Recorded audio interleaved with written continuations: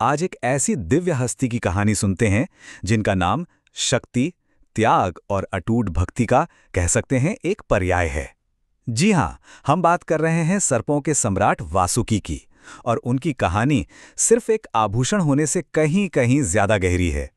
सोचिए, भगवत गीता में जब भगवान कृष्ण अपनी दिव्य शक्तियों के बारे में बता रहे हैं तो वो क्या कहते हैं? वो कहते हैं, सर्पों में मैं वासुकी हूं। बस ये एक वाक्य, सिर्फ ये एक वाक्य ही वासुकी के असाधारण महत्व को समझने के लिए काफी है। और यहीं से उनकी इस अविश्वसनीय कहानी की नींव रखी जाती है। तो सवाल उठता है कि वासुकी असल में थे कौन? देखिए, ज्यादातर लोग तो उन्हें बस भगवान शिव के गले के हार के रूप में ही जानते हैं, लेकिन उनका परिचय इससे कहीं ज्यादा बड़ा है। वो सिर्फ एक आभूषण नहीं थे, वो खुद एक सम्राट थे। और वासुकी की पहचान को सही से समझने के लिए उन्हें उनके बड़े भाई शेषनाग से अलग करके देखना बहुत जरूरी है।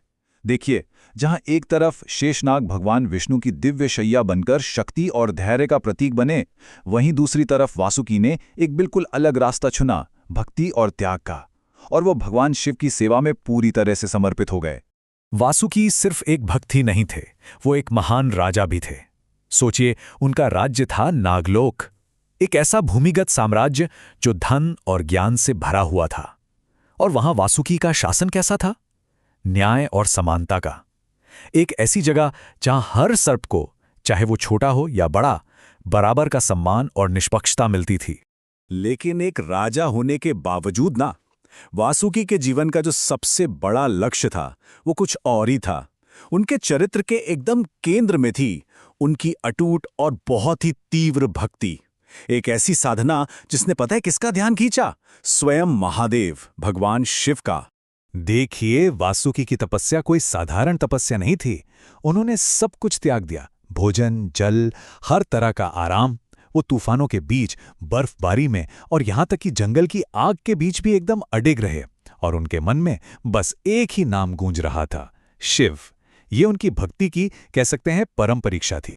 और उनकी भक्ति की गहराई का अंदाजा तब लगता है जब खुद शिव उनके सामने प्रकट हुए और उनसे कोई भी वरदान मांगने को कहा। सोचिए, वासुकी ने क्या मांगा होगा? धन, शक्ति नहीं। उन्होंने बस इतना कहा, प्रभु, मुझे बस हमेशा आपकी सेवा में रहना है। और यही तो बात है, सच्ची भक्ति कुछ मांगती नहीं है, बल्कि खुद को पूरी तरह से समर्पित कर देती है। लेकिन वासुकी की भक्ति सिर्फ तपस्या तक ही सीमित नहीं थी। जब ब्रह्मांड को उनकी जरूरत पड़ी तो उन्होंने अपने शरीर को भी एक उपकरण की तरह समर्पित कर दिया। और इस कहानी की शुरुआत होती है पौराणिक समुद्र मंथन से। तो कथा है समुद्र मंथन की। देवता और असुर दोनों ही अमरता का अमृत पाना चाहते थे। उन्होंने मंदराचल पर्वत को मथनी तो बना लिया, लेकिन अब सवाल था कि रस्सी कहां से आए? एक ऐसी रस्सी जो इतने बड़े विशाल पर्वत को मथ सके। तब ब्रह्मा जी ने एक उपाय सुझाया। उन्होंने कहा, इस काम के लिए दुनिया में सिर्फ एक ही शक्ति है, और वो हैं स्वयं सर्प सम्राट वासुकी। और जैसे ही मंथन शुरू हुआ, समुद्र की गहराइयों से बढ़कर एक अद्भुत खजाने निकलने लगे। इच्छा पूरी करने वाली कामधेनु गाय, दिव्य हाथी ऐरावत, और तो और स्वयं धन की देवी मां लक्ष्मी भी प्रकट हुईं। पूरी सृष्टि आनंद से भर गई।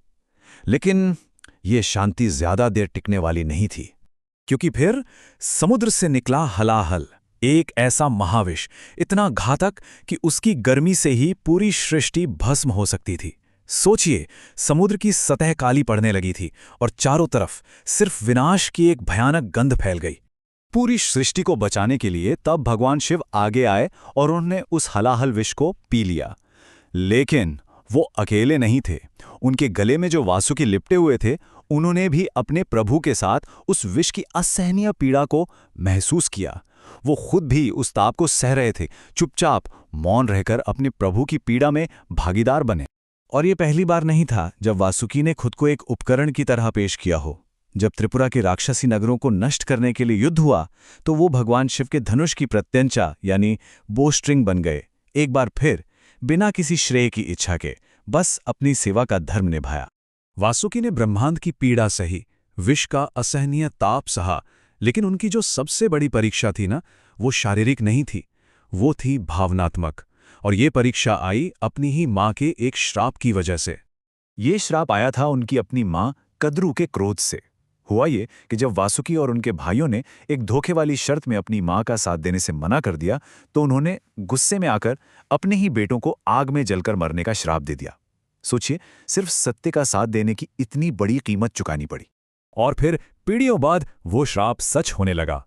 राजा जन्मेजय ने अपने पिता की मौत का बदला लेने के लिए एक सर्पयज्ञ शुरू किया, और वो श्राप सच हो रहा था। अपनी प्रजा के रक्षक होते हुए भी वासुकी बस देखते रहे कैसे उनकी प्रजा एक एक कर उस यज्ञ की अग्नि में समा रही थी। वो पूरी तरह विवश थे। पूरे नागलोक में बस हाहाकार मच गया था। और ये दृश्य एक बहुत ही मार्मिक और शायद सार्वभौमिक सवाल खड़ा करता है। क्या बच्चों को हमेशा अपनी मां की एक गलती की सजा भुगतनी पड़ती है?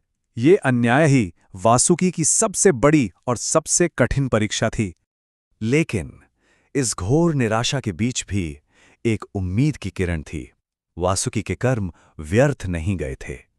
उनकी तपस्या और उनका बलिदान एक ऐसे भविष्य की नींव रख रहा था जो आखिरकार उनकी प्रजा को बचाएगा और उनकी विरासत को हमेशा के लिए अमर कर देगा। तो उस विनाशक यज्ञ को किसने रोका? वासुकी के ही भांजे आस्तिक ने। उन्होंने अपनी शक्ति से नहीं बल्कि अपने ज्ञान और विवेक से राजा जन्मेजय को इतना प्रभावित किया कि उन्होंने यज्ञ को समाप्त करने का वरदान दे दिया। असल में ये ब्रह्मा द्वारा रची गई एक बहुत बड़ी दिव्य योजना थी, जिसे संभव बनाया वासुकी के धर्म और उनके त्याग ने।